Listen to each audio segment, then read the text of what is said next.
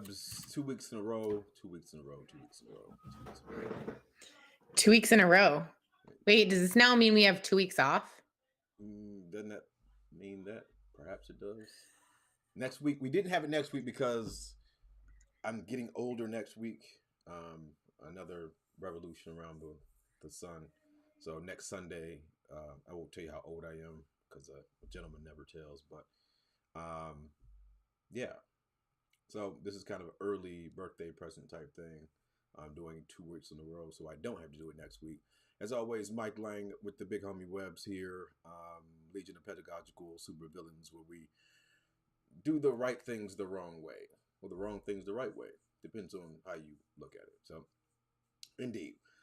Today, we're going to revisit the concept of iFrames inside of Canvas courses because they're such a powerful way to do a lot of things. And iFrames in general, like if you're building websites, if you have the ability to embed HTML in a particular space, I think that Canvas Webs, because of how it's set up, is uniquely positioned to really exploit the use of iframes in a way that Edmodo doesn't, the way that Schoology doesn't, the way that Google Classroom doesn't, and gives you a little bit of the ability to be really sexy with how you do things. And I think it's kind of a dope concept there. And as always, we're going to start with that letter to the editor that hey, professional practice. Webs has a not school job, or real job. No, I'm not joking. I'm joking. Teaching is a real job, but she has a non-classroom position. So she has this situation where perhaps she could look at how things are done in the classroom in a way that is going to better reflect those what do we call it? College and career ready skills. That's what I want to say. So Webs, in terms of iframes, like what would be the purposeful use of an iframe in terms of instruction, and also why should everyone perhaps know a little HTML? Why is that a good, dangerous skill to have? Yeah, I mean, I feel like this is one of those things that it's worth it to have a bit of literacy when it comes to how iframes, embedding, and that kind of thing work. It's especially, it's something that I use in my job regularly, but that's because what I do is software development. I am not a front end developer, however, but like I know a thing or two. I started out with HTML and CSS. Like that's kind of what got me into tech in general. I had a class in middle school where we learned how to design our own websites, and kind of the rest is history. I think there's a couple reasons why it's valuable to understand iframes and know a little HTML and CSS. The first one is actually a security reason, because iframes can be used to fool you into thinking you're on a website that you're not actually on, and then they steal your credentials. So that is called, oh my gosh, I'm totally drawing a blank. It is called clickjacking, where you take a website, put it inside of an iframe, and make it look like it's the website you think you're going to, but it's not really. And then they do like little pop-ups, and you're like, oh yeah, of course I'll enter my credentials for the school district, that kind of a thing. So that's one reason why. Another reason is I think having a bit of literacy around how HTML and CSS work is something that is valuable as just a citizen who uses the internet, which is pretty much everybody nowadays, because it helps you better understand what's happening on the website that you're using and why certain things may or may not be working a certain way. And then for teachers specifically, Canvas does a pretty good job of giving you a little bit of extra like manipulative features of your pages and things by embedding HTML and CSS. So that way you can, make interactions a bit more dynamic. And like we've talked about on the show before, like being able to embed right on the page, especially for younger learners, it's a lot easier to just keep going down the page from a design perspective. It keeps their attention in one place instead of having them click all over the place, get lost, that sort of a thing.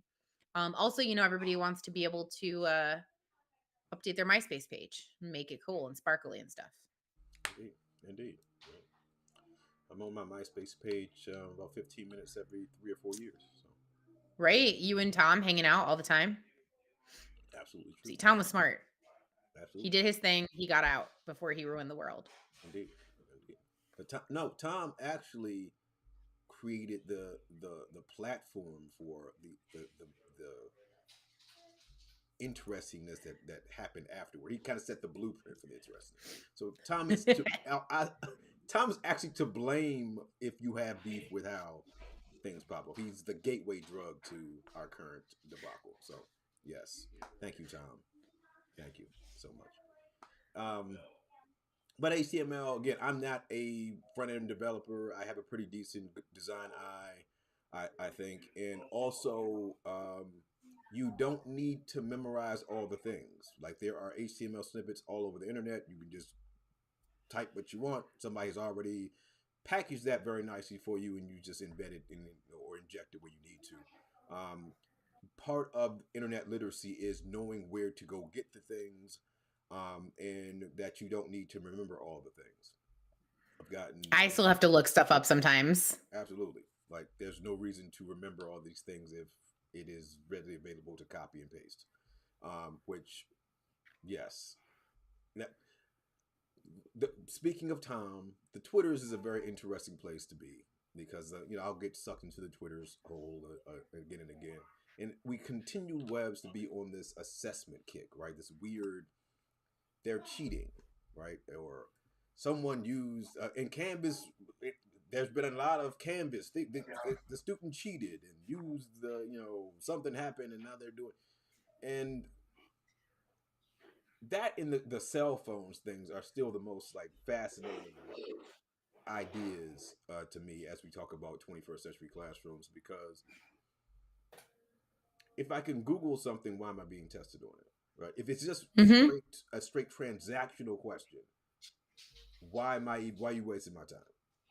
Now, if you're asking me to do work with transactional knowledge, I can't cheat on that. I have to be able to take the transaction and build from the transactional knowledge that math equation that you know who the 17th president was, etc. Do I have to build a?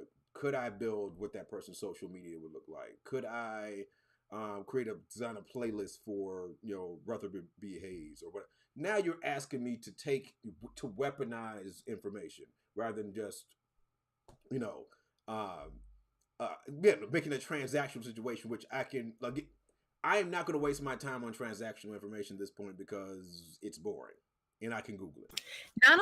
Not only that, but so one of the classes I'm taking right now is instructional design, as a matter of fact. And so this week we got to gamification, and really, I'm starting to feel like gamification is a bit of a misnomer. I would say it's more designing for behavioral engagement is really what gamification is, because one of our favorites, the Octalysis framework, came up, which I thought was super cool. Also, one of my assignments was to play Plants vs Zombies, which was Oh, also pretty cool. yes, yes. Um, and then we had to analyze, like, what is the game mechanism? What are we got little tippy taps of tiny dog paws. Um, you had to analyze what the game mechanics were and what is gameplay like, and talk about the aesthetic and all kinds of different things. But the last assignment that I had this week, we had to take something we've taught before and gamify it, like take basically what we learned over the week about increasing behavioral engagement and then apply that to something we've taught before. And so you're taking he's like gonna destroy everything behind me, his tiny little pupper. um you're taking something that is transactional knowledge, right? Do I understand things about gamification? Do I understand the Octalysis framework and how to apply it? But now you've like incepted my behavior, because I get to choose something of mine and I get to express how I would change it. So that's not a thing that I can just go out and Google, but I'm still giving you both the transactional knowledge and more of an application level knowledge. Mm, And you're including those things like choice and customization, and um it just makes it a lot more interesting, and I'm much more likely to engage. And I'm still presenting you the information, and that paper was only like 2 pages long, so it's not even super long. It's just It's a lot more entertaining. And I have to say, like, this class has been super fun, really engaging, really entertaining, not overly heavy. And I think it's because it's well designed. Dope. Because that makes me think of Elden Ring. And for you non gamers out there, Elden Ring, go Google it. Um, it's a super interesting game. It reminds me very much of Skyrim. If you were Skyrim, I think it's probably my favorite game of all time because I can restart it and do anything I want and play the game totally different than than the character I had before. You've got the ability to do I can do all of the side quests before I even do the main quest and get super powered up and then be able to just run through everybody to the main quest. Um, this is a super great game, but Elden Ring has created this very cool conversation on Twitter and Discord and stuff about difficulty. Like some people like really hard games, and hey, I'm gonna go against this person and beat the devil out of me. It took me 15 hours to beat this one boss. You have the you've got a very interesting story. So if you're a person who really likes narrative and kind of that kind of deal, you have that as I'm not going to go into depth about it, but really interesting conversations about difficulty, what an open world game is, which I think school should be open world. It should be the situation where there are some things you have to do, but you don't have to do them necessarily in the order that I asked you to do them. But I think it takes a lot of collaboration and genius to actually do that, and I don't think that schools are collaborative environments for the instructional designers. Again, we still have this situation in which a lot of teachers are leaving the profession because of the isolationism and the mindset of this again, this that Uber driver mentality, rather than we're all going to be on the same we're all on the same bus. Um, and I think that's going to be, unless that is redesigned for in education. I unfortunately think you're not even going to see a match. You're going to have a situation where people don't even decide to do this for very long, and you have students that are already. There's some waning interest among students about going to school. You're going to have even more. I forget the term the Twitter user used about behaviors that you sent me a couple days ago. Oh, I don't know. I'll think of it. Yeah, whatever it was, they're gonna have even more examples of that kind of behavior. Um, so interesting. Let's get really. There's a lot I want to cover today, Webs. So let's kind of get to. We'll come back and forth between a little bit of demo, a little bit of conversation, a little bit more demo, a little bit more conversation. And for those who are kind of Canvas pros or not pros, there's no Canvas experts out there. So if somebody says they're an expert at Canvas, and they're experts perhaps in a niche, some kind of aspect of Canvas. But in terms of making this thing all roll, everyone has their own philosophy going through. Again, I am a discussion should run everything, and then your modules are your asynchronous stuff. Other people, that's not their hustle.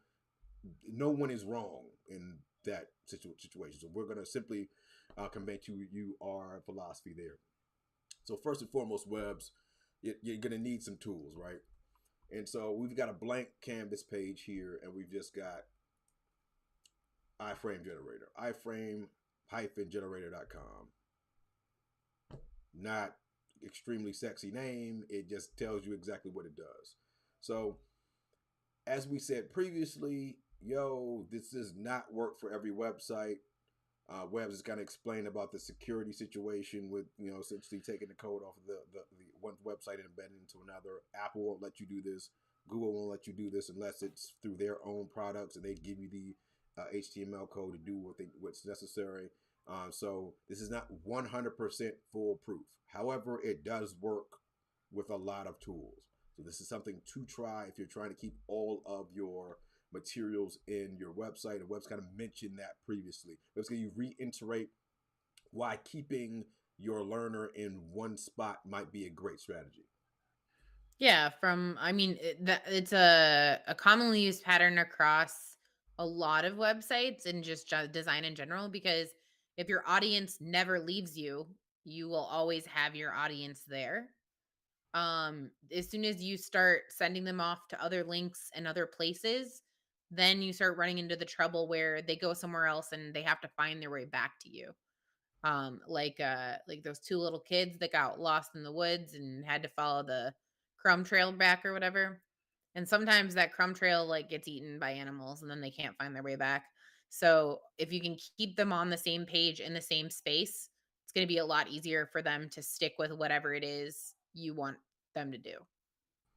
Out of bed. We don't want them following, finding the cannibalistic witch in the forest and being fattened or whatever it is and not coming back. Correct. All right. So one of the tools, and so we're talking about assessment. One of the tools a lot of teachers use, if they're not using the quiz function inside of Canvas, is a tool like Formative, for example, right? And if you're not familiar with Formative, really, really cool tool. This is like I just signed up for this like literally like 15 minutes ago. When I was in the classroom, this is a tool I use quite a bit because it gives you a lot of options. It also embedded very nicely, or it worked very well with Google Classroom. Canvas, of course, is not Google Classroom. So how can I get this information in there? So I'm gonna go ahead and just build one real quick. I don't want to create a class. It's neat to see how tools mature as Oh yeah, they yeah. either become more popular or whatever. All right, so great. I had that with I recently went back to Evernote and wow, it is a different tool altogether. So this is it's cool just because you have all these options and whatnot, right? So if you're someone who's doing math, you do have a numeric uh, option here. You've got multiple choice, multiple selection, graphing, all this wonderful stuff. Great, fine, dandy. You can embed inside of this as well. So if you need to embed something inside of here, you can do that. All right, so let's just like for kicks and giggles do a short answer question.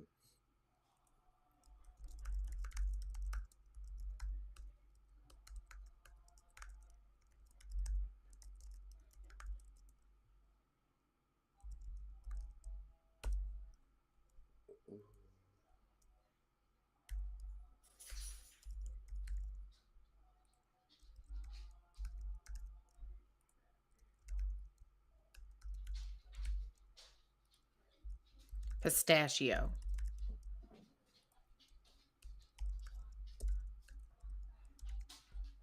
All right, cool. All right, wonderful. You can add standards if you wanted to. This is just a demonstration, so we're not going to do that. So great. I'm not going to add another question.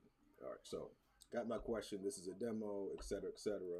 I do not have, so if you're using Clever, if you're a CCSD teacher, you can go in and bring your Clever roster in here. You can actually set everything up in Clever. Microsoft Teams Classroom, which is an interesting experience. I had some experiences with that a couple months ago. Very interesting. Sync with Google Classroom, but you will see that there is no Canvas situation. I can create a class inside of Formative, but I'm not going to do that because it'll take too long. Now, I'm going to take here and just say, hey, this is guest students, whatever. Student pace, nope. The teacher pace would be one question at a time. I'm not going to do that, so I'm going to click that off. Not going to deal with any of the settings or anything like that. So hit that assign button. Great. So you're going to see that here's my code and whatnot. And you'll see that embed code right there. Copy the embed code.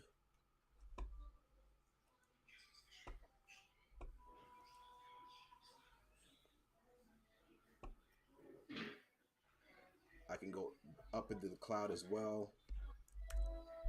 Get that wrong there. That. Oops. Hit the wrong way. There it is. What I tell you to do? There we go. All right. And there we go. Now, multiple problems here. That's very, very tiny. So I'm going to move this out of the way. You'll notice here, Webs, I can't, the actual width and height, I can adjust it inside there. Do you have any, let's go to their deal. how could I change the code that's there, Webs? If there, If you go back to Canvas, you can add the style and just make it width and height, like, or iframe generator gives you what the code is supposed to look like. So in terms of if you want to manipulate width and height, so if you go back to iframe generator, I'm gonna copy this first. That's because that might be another reason to like capture the link and then use iframe generator so it's the right size. Because with iframe generator, you can set the width and height.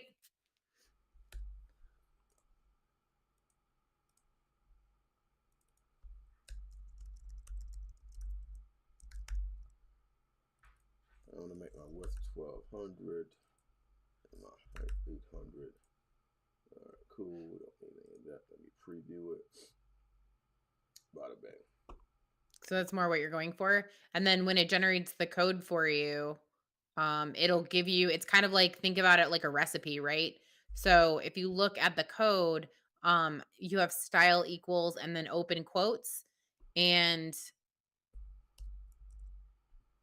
within that style, it says height and width. So height equals 800 pixels in quotes, and then width equals 1200 pixels in quotes. Yeah, so generally, this is what I look for when I want to just massage to make sure it works through the page. Um, Formative didn't give me that with their embed code, so that may be a reason again to use iframe as well. Just kind of walked us through to use the iframe generator to go and try to customize that, but it gives me the same stuff, so I still get what I want, which to me works. But if you want to have that ability to edit what that looks like for your user, iframe generator, that's why I keep that in my back pocket always. Generally, but again, it's not a 100%. It's not going to be a 100% thing that formative does work with iframe generator, but every website might not do that. All right, so that's there. That's wonderful. We're good. I'm gonna hit that save button just to make sure it looks like what it bada bang. Really pretty. I can type my name in there.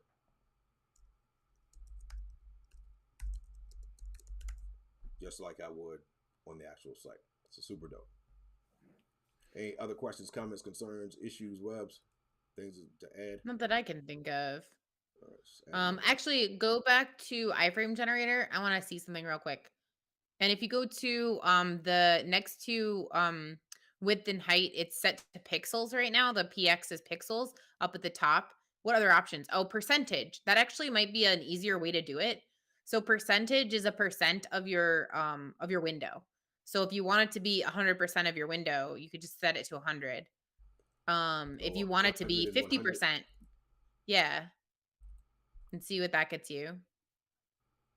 Sometimes percentages can be funky and they don't do what you think they're going to do for reasons that have to do with how the HTML is structured. So see how it, even though you did 100% of the height, it's still like weird.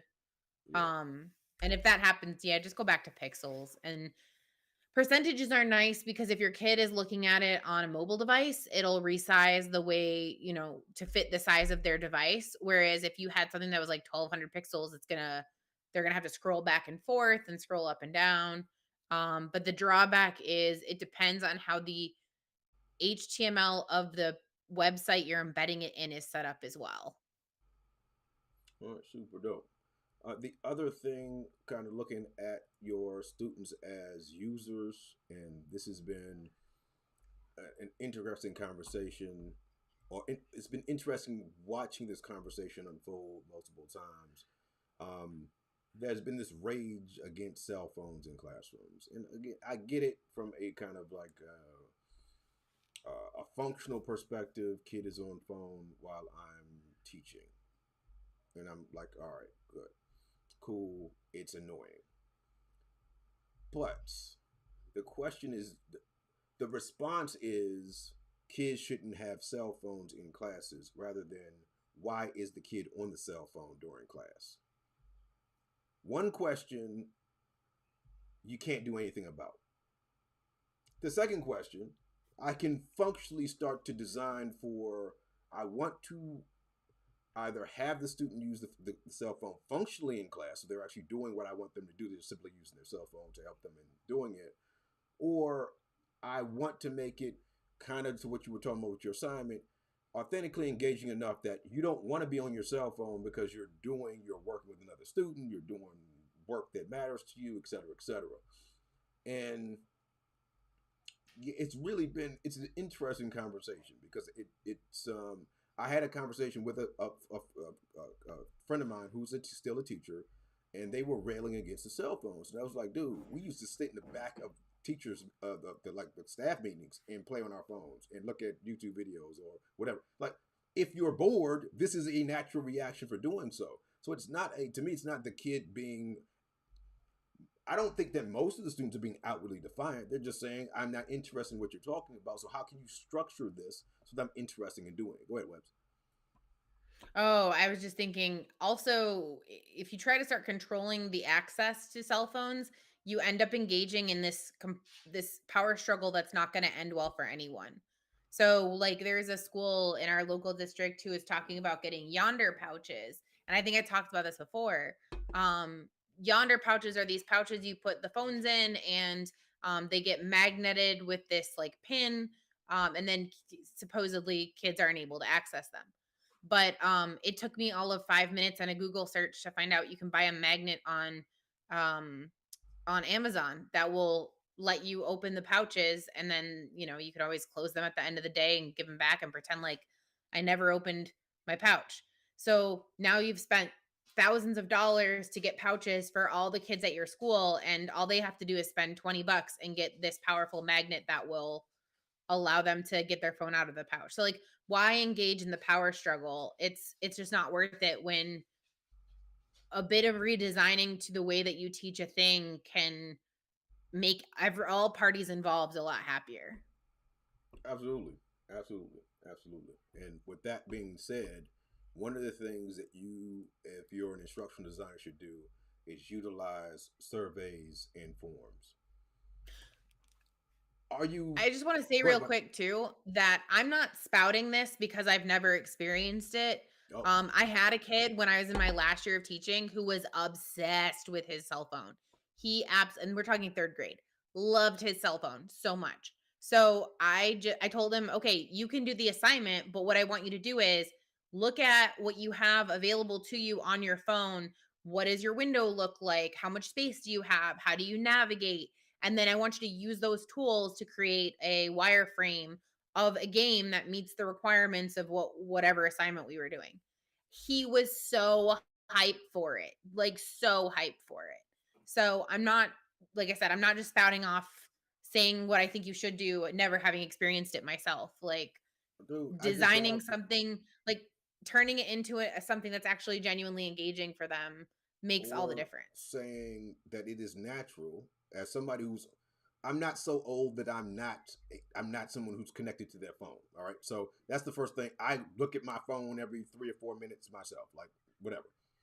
So first, accepting that this is something that people do. This is a human thing. This is not. You're not being unrealistic in your behavior because you look at your phone all the time. Okay. The other thing is, I just got finished teaching middle school and sixth, seventh, and eighth graders. Generally the population that people complain about as the most addled with this addiction, right? And one of the things is, don't fight the phone. If I set up strategies that say, okay, look, again, I use Pomodoro from the first class. You work 25 minutes for me, you got 10 minutes where you can do whatever you want to do on your phone. I don't care if you on your TikTok or whatever. It's just like any other employer-employee relationship, right? You have the ability to act independently at times. You have a lunch break, you've got a coffee break, you got whatever it is where you can just do what you want. And I'm not going to go in mercilessly and autocratically say you can only visit this website. You can only do these things. We have to do a brain break together. No, if you want to look at your TikTok, look at your TikTok. Put your headphones on, TikTok on. When kids knew that they were going to get a break where they could look and check their email and look at their Instagram messages or whatever it was, there was a lot less, let me take my phone up for random reasons. The other thing that's very interesting is, this push for social emotional learning, right? I had a young lady who said, "Miss, this is one of my best students." She comes to me and said, "Mr. Lang, can I go to the restroom very quickly? A friend of mine just sent me an Instagram message and she's not feeling very well today." Great, go to the bathroom. Goes, yep. Friend had a bad day. She broke up with her boyfriend. It was, she was crying in the bathroom. I walked her to the counselor or whatever, whatever. Now, this is a great kid. It was one of my favorite students. She was able to do everything she needed to do. And for her own, how do you think she would have been able to perform in my class if she was mentally thinking about her friend being heartbroken or whatever, laying in the bathroom or whatever she was doing? Probably not well. All right, she's probably not going to be somebody who's going to be giving it 100% to whatever she's talking about. Also, you score you some cool points, right? I went and I did you a solid. I'm a sociology major. The concept of social debt is a real thing, right? I do for you, even if you're the worst human in the world. In the back of your, I'm gonna do a solid for Mr. Lang too because he did me a solid, right? So there is a level of humanity I think that has to be injected. And again, education shouldn't be a transactional. This should be really for transactional relationships, right? It should be something that we should endeavor to have a meaningful relationship with students that will transcend whether or not they know 3 times 3 is 9, right? And that this person comes to you as a human and says, "Hey, I'm not having a great day. Something happened at home. This is that," and you can go and say, "Hey, I understand that, kid. Go back and do what you need to do." By barring the student from utilizing the tool that you yourself utilize on a regular basis, it creates this a layer of hypocrisy that's really interesting to me.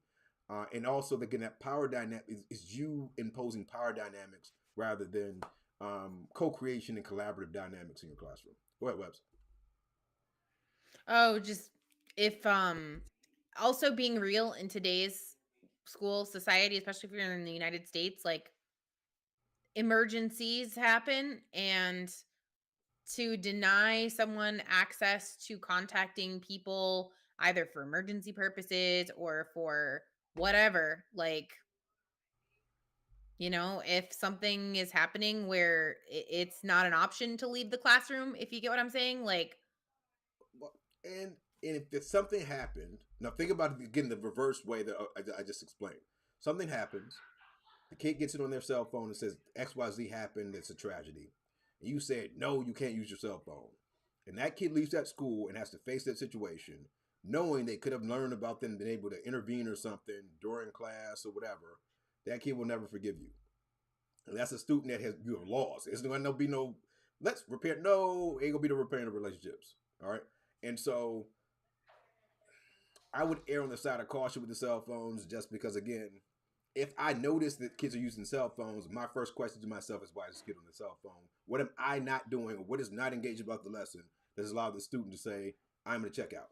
I'm going to have a conversation with Bob. "Yo, Bob, what's good?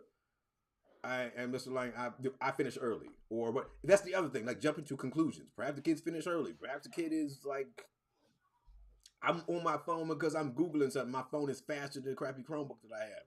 And I know how to do X, Y, and Z. Or, "Mr. Lang, can I use this app to generate this piece of content for my project? Because I know how to use this app better. I know how to use the app that you demonstrated." Let's err on the side of people doing what we've asked them to do rather than the evil seventh grader who's decided to opt out. But anyway, that is enough soapboxing.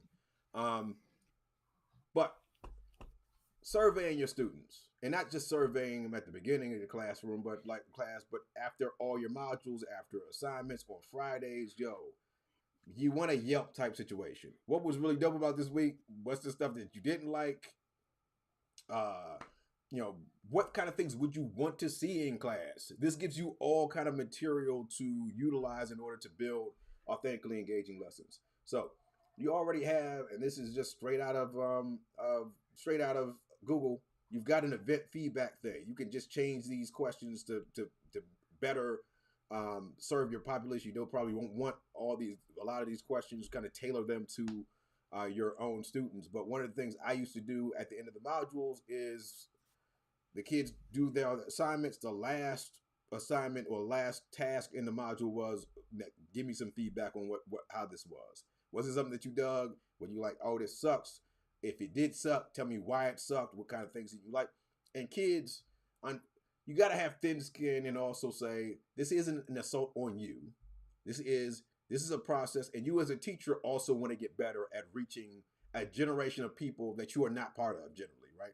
You do not teach people your age if you're a teacher. So, as cool as I pretend that I am not a 10 or 11-year old. I don't listen to their music. I do listen to some of their music, but I don't know all of the artists. You know, you get all this stuff. You want your users to tell you what they want, but because you're a professional, you can essentially mold anything that you have to teach a student into whatever box is necessary. Anything to add there, Also, Webs? instead of saying kids these days and shaking your fists and telling them to get off your lawn, do the things that they like to do. Like that's part of, I think, what's important as a teacher is get to know who your audience is and do the things that they like to do. Like, don't force them to listen to Crosby, Stills, Nash and Young because that's your favorite band and you think they should like it too. Like, listen to them and their interests and their likes. Like, you are the adult in the situation. You should be modifying to fit their needs, not being upset because I'm not saying you can't expose them to things that you are familiar with, historical things, whatever. But like I just see a lot of teachers and adults mocking what kids like now because it's not what they like. Well, of course it's not. You're 50, Jan. Like But the 10-year-old is not going to like what you like. the hilarious thing about it is everything's a remix of everything else, right? So Mhm. this kid is listening to the same music. They're just listening to a different form of it, right? That's one of the things I remember very distinctly as a hip hop head talking to my parents and them. So, and I'm writing a blog post for my W-2 job, and I refer to my job as my W-2 job now because of Webb's influence with that. But anyway, um, if you are around our age, there was a very famous, and some people don't remember this commercial, very famous Coca-Cola commercial, which there's a dad sitting on a love seat or in his sofa, his chair, or something like that downstairs, and the father's listening to "You're All I Need to Get By," Tammy Terrell and Marvin Gaye, and he's mouthing the words, he's jamming and stuff, and suddenly above him, his son is listening to "You're All I Need to Get By," Method Man and Mary J. Blige, and it transitions, and you're like, absolutely, the RZA and Puff Daddy and them did the original, but the RZA did the remix. They were influenced by the generation of music as they were children, listening to and saying, "All right, cool. This was the music was played in my house. I'm going to take this music and I'm going to change the form. I'm going to permute it, but I'm not. I haven't distilled the message in any way. I'm still utilizing the things that the previous generation had. I'm just adding on to it. And when you listen to the kids' music now, all it is music we listen to, who was music the previous generation listened to, which music the previous generation listened to. And so this old foginess of, oh my goodness, is this I will debate kids like hilarious. They'll talk about their rappers are better than my generation's rappers, which that is not true. Like in terms, that is not true. But in terms of there's a lot of artists that I've been introduced or I was introduced this last previous year with in middle school that I'd never heard of before. The kids are talking about Korean pop artists. They're talking about weird instrumentalists that I've never heard of before. And I've got playlists now that kids were sending me and stuff. I've got a couple kids. Hey, this is music I created myself. You need to listen to me because I'm gonna be the next big X, Y, and Z, right? So instead of like looking at things as this is different, I think to what Webs you kind of intimated. How do we bridge the gap to this is what you're listening to? What do I hear that's familiar to Crosby, Stills, and Nash? There has to be some kind of pattern or a subject matter or something that's similar that you're like, all right, I'm gonna listen to I don't know Juice World's album. Oh, that's really dope. That reminds me of a song. Let you listen to my song too. And how can we compare and contrast how these things work? And certainly we have kids who are now exposed to a different system, different understanding of how things work. And this is why I will say this unapologetically, Webs. Hip hop is the greatest music of all time. Unapologetically. No other music comes close. because it takes from every other. It unapologetically takes from every other music source. It distills them down, and you can see, you can hear the influences of all other music in hip hop in a way that you cannot do in any other genre of music. And when you look at the liner notes of a hip hop song and you see that they listen to a country music song, there was an electro or EDM song here. There was, the old jazz, song. You suddenly your brain becomes larger because now I want to listen to that song. Oh, I hear what they stole from that song. That's dope. They took the bass line from this joint and they took the vocals from this other song. Man, now I know who Frida Payne is, and perhaps I didn't know she's really dope. I'm gonna listen to more Frida Payne music, and then you have this like crossing of the divide rather than saying your music isn't as cool as my music is. So again, soapbox. Also, I don't think it's fair to expect your students to have an open mind and listen to you, and if you're not going to do the same for them. Absolutely, absolutely, absolutely. That is also true, but that goes to a. I think a lot of teachers perceive themselves as constructivists. I I want to like burn the word constructivist and never use it again. I don't think constructivism is the thing. I think co-creationist is the hustle, a situation in which we are working together to build something. And I have planted this. I, as the instructional designer, have created the conditions and scenarios necessary for you to create something that I cannot, in a real sense, tie you down to. I have no idea what you're going to build. Here are the rubric. Here are the creative constraints. But what you build is your hustle. I uh I may have cited you in one of my assignments a couple weeks ago cuz I was talking about how something was like a fart in a bottle. That's the hustle, man. Farting in the bottle, Holmes. And It's I been me. cited your Ed Surge article. I mean, it's been me since the beginning, man. Like, straight up. If you don't know fart in the bottle, just think about it. Gas it's an inert gas that moves around, but if I enclose it, it's still free to an extent, which is another thing about choice and choices. But we can talk about that later on at some other point. Anyway, in terms of the Google form here, if you're not using surveys for your users, there's a reason why app developers, when you meet somebody's website, when you order something from a website, when you receive services, they want you to get this survey information to them because they want to capture ways they can get better or other services they can be offering to keep your business. So hit that send button and you'll notice right there my embed code is there. And this one is nice and easy. It gives me my width and height there. I can just change that the way I want. It's in the pixels as well. So I'm going to copy that. I'm going to go right back to my hustle here. Go to my raw HTML. Paste that. I'm going to put end of module survey 1.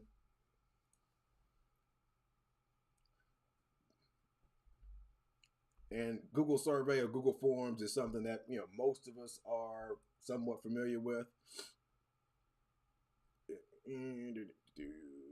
Come on, gray box. Fill up, gray box. Indeed. Mr. Gray Box is being nice. Let's do it this way. So if one way doesn't work, let's try the other one.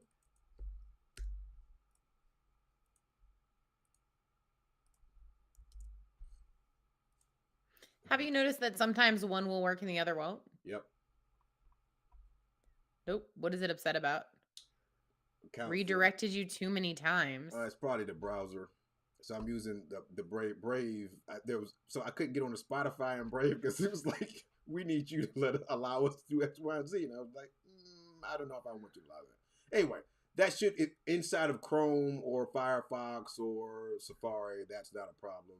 So again, I am a paranoid user of the internet at this point when stuff comes up. I think part of that is because of web's influence and the security and stuff like that. I could start thinking about different things, but it is what it is. Go ahead, Webs. So interestingly enough, I think the largest share of mobile phones is iPhones, right? Mm. And with one of the latest iOSs, they implemented don't track me. Like there's now when you have a new app, you can hit this. You have the option to say don't track me across apps. And that is completely destroying Facebook's bottom line because ad profiles aren't worth as much money because they can't track people across ads in whatever share of the market that iPhones comprise.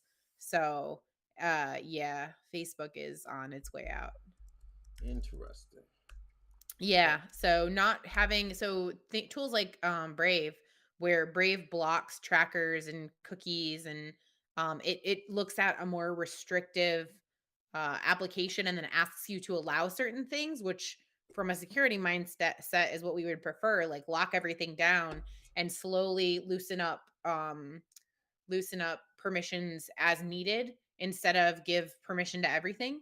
So that's why Brave will run into these types of problems. Brave is actually based on Chrome, and then it just has layers on top of it that have added security and blocking different pop-ups and cookies and trackers and stuff like that. also, in the in the spirit of Jurassic Park, the whole life has a way. Um, Yeah. so there's a browser called Leaf that can be downloaded on the Chromebooks that allows students freedom, 100% freedom on the Chromebook. So if you are not familiar with Leaf, Leaf is either already in your classroom and you're unaware of it, or it is coming. So yes, the Leaf browser you can download on the Chromebook. It runs fine. Kids are free to do whatever they want. And also remember, whatever security measures that you put in place, someone's going to find a way to get around those security measures. It might take them a while. The kids will Google something. One kid will find out, and then it will affect the rest of your classroom. So, also, this is why, again, teaching toward authentic engagement, when those kids have those options, they're going to say, what I'm doing is engaging. I'll use the Leaf browser in Miss So-and-so's class because she is standing in front of us and getting those worksheets. But that's neither here nor there. The other things that kind of to experiment with music in your classroom. All right. And music, I don't trust people that don't listen to music. I don't. There's something inherently interesting about people that say, if I say what's your favorite song, what your artist, and you're like, I don't listen to music. Yeah, you're not I'm not gonna be alone in the room with you. Now, You're an alien. oh, indeed. So generally, students is why one of the after the logo project every year, it's always I want you to design an album cover for your favorite artist, and you. This is how I also glean information from students. But you can embed both Apple Music and Spotify into your Canvas modules. So let's use Spotify first, and this is the reason why I was dealing with it. So this is an old playlist. I don't use Spotify anymore, but I mean the Night Rider theme that's classic. You can't not like the Night Rider theme. But these are all songs that would play kind of in the background. Um, Other than Ti, I mean I wouldn't play that song. But anyway, you can click share. You see where it says embed playlist there? Embed the Mhm. playlist. All right, great. What size do you want it? Compact or normal? All right, great. There's my code.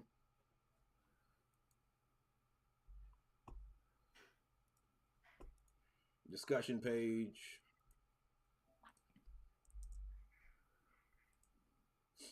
And my Spotify playlist goes right inside there. So if there is a podcast, if there's you go and you create a playlist that you want students to listen to. Perhaps again, there's a scenario, a situation where you're going to. So let's use the Crosby, Stills and Nash example. You're like, hey, these are all hip hop songs that sample Crosby, Stills and Nash records. Can you spot or can you listen to the sample and what the original song is? All right, dope. Or it's Women's History Month. These are songs that were composed by women or produced by women or whatever that are whatever. Great way to go ahead and get kids where they are in terms of how stuff rocks and rolls. And most kids like music. Most people like music. Hit that save button, and you see it works very very nicely. And that's like literally just going in if you have a Spotify account, which I haven't used that Spotify account in years because I don't pay for it. All right, great. Do the people listening have to have a Spotify account, or Or will they all the can hear music play? snippets of the song for free without a Spotify account. All right, so that's the downside to all of the streaming music. You're not going to be listening to these songs in their entirety. But the interesting thing here is most students that I ran into, especially in middle school, either listen to music for free on YouTube, listen to music because they had their own streaming services or whatever, and the name of the songs as well as the artists are there. So if they want to go to YouTube and go and search those songs, is great. I don't want to embed 10 YouTube videos back to back to back to back when I could just have the Spotify the playlist here and I can just say, hey, look, if you don't have here's the snippets. If you don't have Apple Music or whatever, or Spotify or whatever, go to YouTube, copy your music or whatever. I don't believe. Let me go ahead and I'm signed in, so I'm gonna go and publish this thing anyway. Can you embed YouTube playlists? Yes. So in theory, you could do it that way as well. This is a lot more work to go and find all the songs and stuff on YouTube. But that's definitely a workaround in terms of doing that. All right. So that is Spotify. I can also go and say, and Spotify has this. I don't pay for Spotify. I like Apple Music because I have an iPhone and it works pretty decently with the iPhone. So kind of to what I was kind of explaining before. This is Nina Simone. This is a playlist called Flipped of all of the some examples of hip hop songs that sample Nina Simone. So what they did is here's the original Nina Simone song. Here's the song that sampled it. Here's the original Nina Simone song. Here's the song that sampled it. Original sample. Original sample. Original sample. I build playlists like this of my own because I listened to all of these songs as a kid, and it's really cool to hear, okay, somebody else is listening to the same type of music that I was listening to and we're good. So if you are an Apple Music subscriber, what you can't, even not a subscriber, I'm not signed in right now. If you simply go to music.apple.com or search Nina Simone, Apple Music, you'll find playlists that are set up for, excuse me, you can preview the playlist here, and you can also share, and you got the embed code right there. This is only available on the web though, so you would have to do it at a computer for the embed code part. So then you can come back to your topic.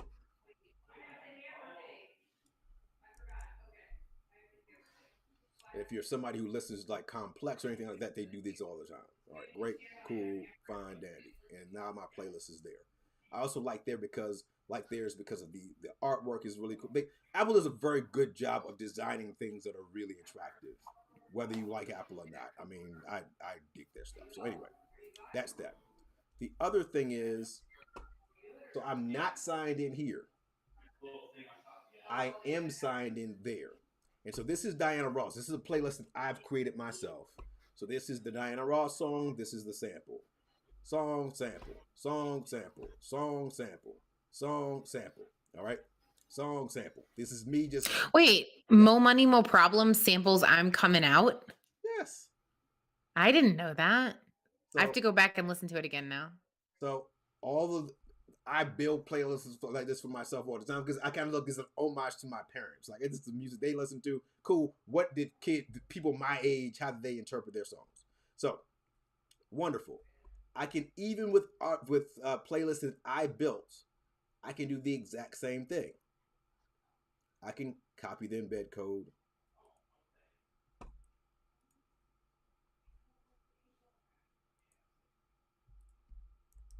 So again, if they're specific, no, I just copy the same one. So. Share. Copy the embed code. Copy the embed code. Copy. That's also dope. I can just click on it and it goes to the other point. Make myself. Is that the Diana Ross one? No, that still needs some. So what I'm gonna do is I'm gonna kill this one. Huh. I wonder why it won't copy that embed code. super weird because it was doing it before. I thought If it's you not. copy the link, Yeah, hold on. I'm gonna refresh this totally.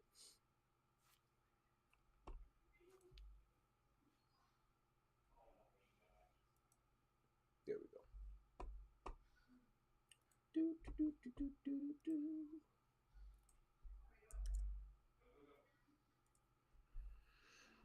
Bada bing. oh, cool. So, how did you know that it copied that last time? Because it looked the same on my side. It said, do, do, do, do, do. When I copied it, see, embed code copied. Oh, okay. So there's a little like feedback that tells you Mm. that it got copied. Okay. That's All interesting. right, and Diana Ross, for those who don't know, I heart Diana Ross. Diana Ross is one of my favorite peoples of all time. I heart Diana I Ross. didn't But know anyway, that either. I'm just learning um, all kinds of things. so anyway, so there's the embed. Whose playlist is it? Mike Lang's playlist. Whose playlist is it? Apple Music Jazz created that playlist. So that's the other thing that's kind of dope that again, you get this you own something and you can put it there and rock and roll. So I'm gonna publish this really quickly. Also, if you do something like when we did the build a playlist for Edgar Allan Poe PD experience, people would be able to or students would be able to like build their own playlist and you could teach them how to embed and then reply on a discussion just to bring everything together in one assignment. Like if they have to come up with give me a playlist for I don't know, somebody important and famous in history. Like and I'm totally drawing a blank on any famous important person in history. Gloria Steinem. Gloria Steinem. Okay. So give me a playlist for Gloria Steinem. There you go. Or you pick the person. You pick the person, pick a woman for Women's History Month and give me a playlist of, 4 songs, 5 songs that they would listen to and explain why. So instead of doing a book report or a biography, make them do the playlist. Then they still have to do their rationale and the reasoning, and maybe they still have something that they write up, maybe in their discussion where they make an argument for why each of the songs is valid, a valid choice based on historical information, whatever. But it's a lot more interesting than write me a biography about Gloria Steinem. Absolutely. And again, they can be embedded right inside of the deal. I don't have to go to Apple Music. I can listen to the songs or snippets of the songs there. I can go to YouTube if I find something that's really catchy. I like that. All right, cool. Let me go to YouTube and listen to the actual song, or you can build the YouTube playlist. But again, I don't listen. I know I have friends who listen to all their music exclusively on YouTube, which is totally cool. I tend not to do that. I stream my music, and you know I guess a lot of people do because those are still in business. Title you can also embed. I don't know anybody who has a title account, but if you had a title account, you can do that. So there's definitely ways to do what you needed to do, and there's a kind of a different way to look at the iframing or using HTML embeds in terms of a little bit more creative, a little bit more artistic, and allowing your students to really express themselves. Because that'd be the other thing. Like, what we did, if we just did, forget doing a report. I want you to read a playlist about yourself. What are 5 songs in body webs? Great. Add those to the discussion. Now I can listen to these songs. All right, this is really dope. Why is this song you? I like so and so song because it reminds me of this. One of the most memorable assignments I had in high school was we had to bring in one of our favorite songs that we liked for the lyrics. And I brought in Spin Doctors, How Could You Want Him? Because there's this one line in there that referenced these 2 characters from Macbeth. It's the 2 guys that they have a whole movie about them, and I can't remember who they are. I'll think of it. Anyway, so and you got to talk about like this is the song that I picked. This is the specific lyric that I think is interesting. Here's what it means to me. That was one of the coolest assignments because going back to the whole what drives behavior, I got to choose a song that reflected me. It was custom to my experience. It reflected who I was. Like it was and I got choice in the matter. And so it has stuck to me this day. And I have a friend who will always tell the story of like, I remember in high school, you picked that Spin Doctor song for that assignment, and you were like the only person who took it seriously, blah, blah, blah. It is just really funny. But yeah, even like 20 something plus years later, oh, my friends are back. But that's I a situation where you, as teacher, also get the ability to create and contribute to the conversation. Here are 5 songs, Mister, that really embody who I am. I can explain it. All right, that's dope. Oh, I've never heard that song before. That's interesting. This is whatever, and you have this conversation of, and there are two people that are going to disagree with what I'm about to say, which is fine. But I think you shouldn't. There shouldn't be a project you ask students to do that you don't do yourself. Just as, hey, yo, this is my interpretation of this. If you needed to, you could go and look at my building blocks. So if you want to go totally in a divergent way, go in a divergent way. But here's the way that I presented this, or the way that I interpreted the assignment. And again, you're gonna have a lot of kids who just follow your lead and say, "Hey, I'm gonna imitate what you're doing." You're gonna have kids who say, "Okay, cool. I'm gonna take some parts of what you did, and I'm gonna do other stuff." And some kids are like, "I ain't doing none of what you. I'm gonna do my own thing." And kids are, that's a powerful thing for students to see you as a creator as well. And I think that's something also that kids would be more open to how things work if you were also somebody who contributed. This is an example of my work. It also shows your own vulnerability. It was Rosencrantz and Guildenstern. Oh, the two, yeah, Um, they yeah, dig up the stuff. Yeah. Hamlet, not Macbeth. Um, uh, it also shows a bit of vulnerability on your part. Like it shows that you're willing to put your artwork in front of them as well and be vulnerable. And I think going back to that socio emotional learning that we were talking about earlier, that is really powerful to say, to open yourself up to criticism and say, hey, this is the thing that I built. What do you think about it?